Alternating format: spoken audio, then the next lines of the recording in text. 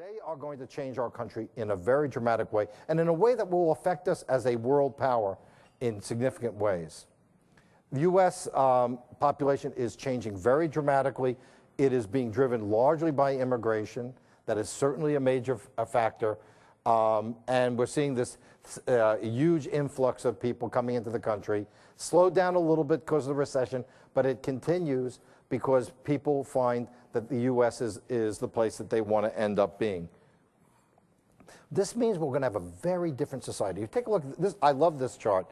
If somebody is in their 90s, they're basically in a cohort, an age cohort, about 15% minority. By the time you get to, let's say, my youngest, who's 5, you get to her generation, it's 40 to 45% non-white.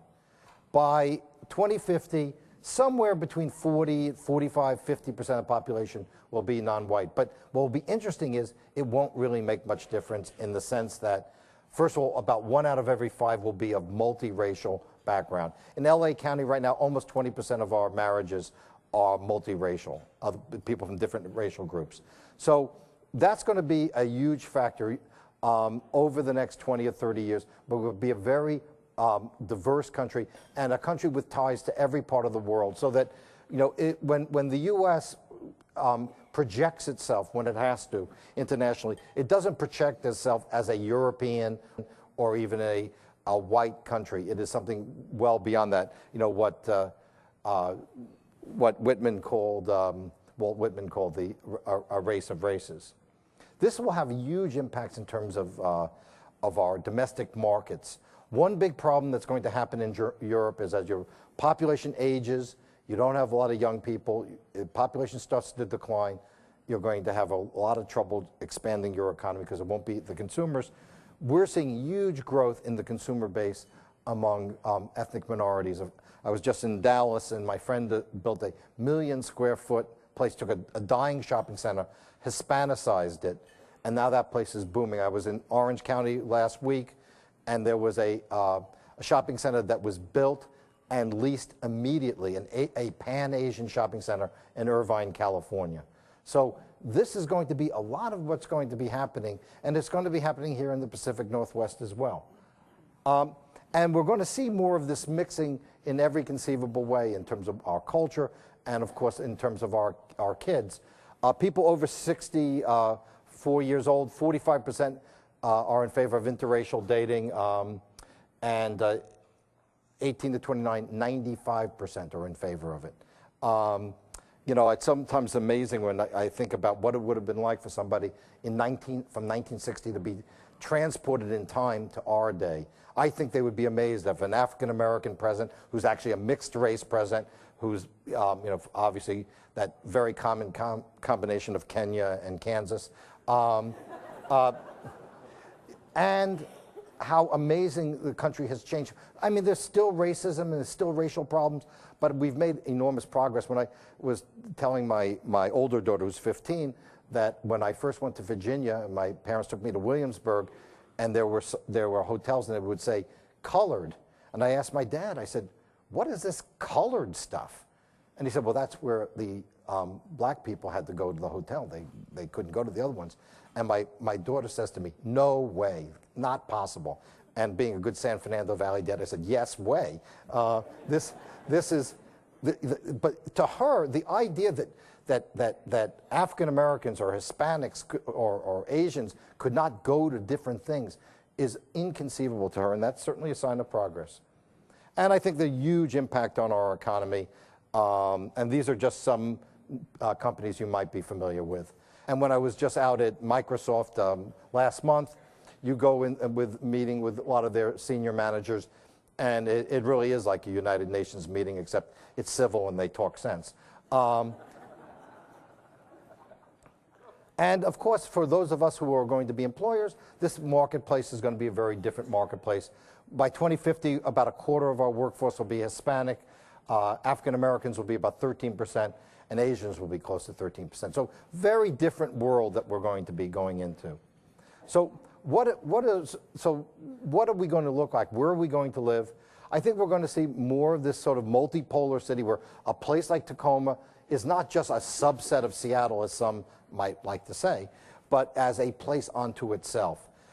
There'll be a lot of growth in suburban infill. Other suburbs will change. I'll talk about that. We have to adapt to these changes.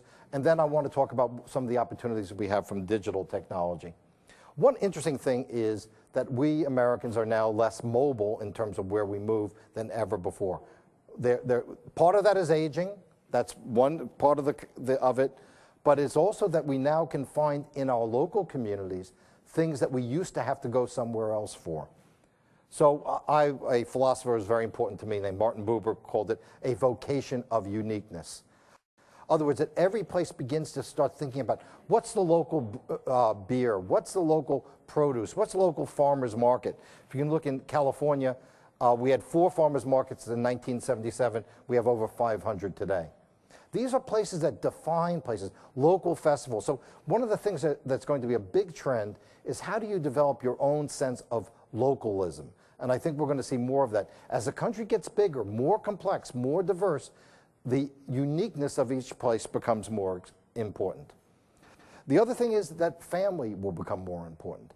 You know, when you read, I teach a course on the history of the future, so we read predictions of the past, in the past about the future. And one common belief was the family was finished, that family wouldn't exist, that there would be very weak family structure in the United States by now.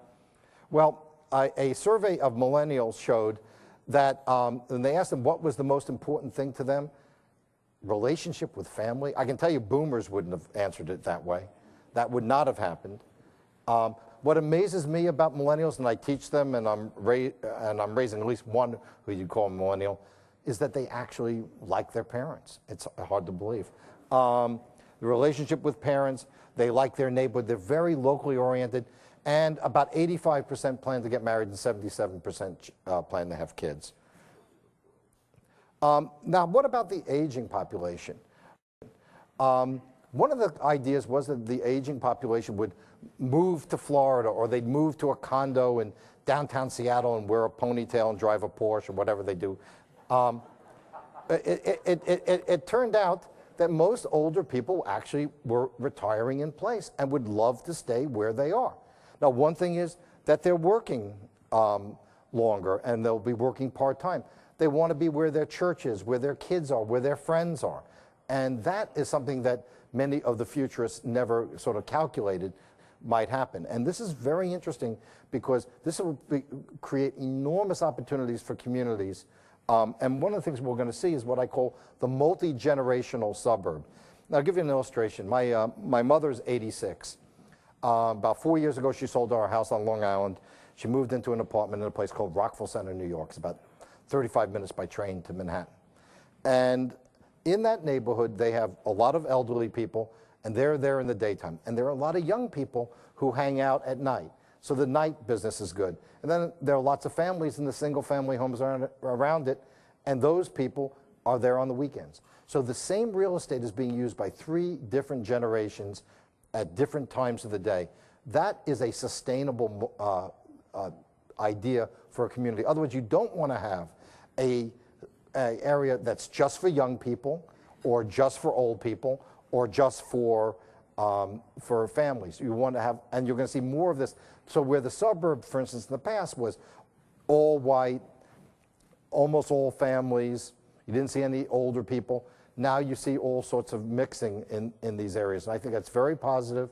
I think also that particularly seniors can offer a lot to the younger people in terms of what they can do in community organizations and nonprofits. And I think they're very essential. And I think that more and more older people don't want to be segregated in old age communities. I asked my mom, I said, why don't you move back with your sisters and go down to Florida? And she said, oh no, that's for old people. And you know what? That makes her young. That makes her young, that she's 86 years old. She's still having my daughters flying to New York tomorrow.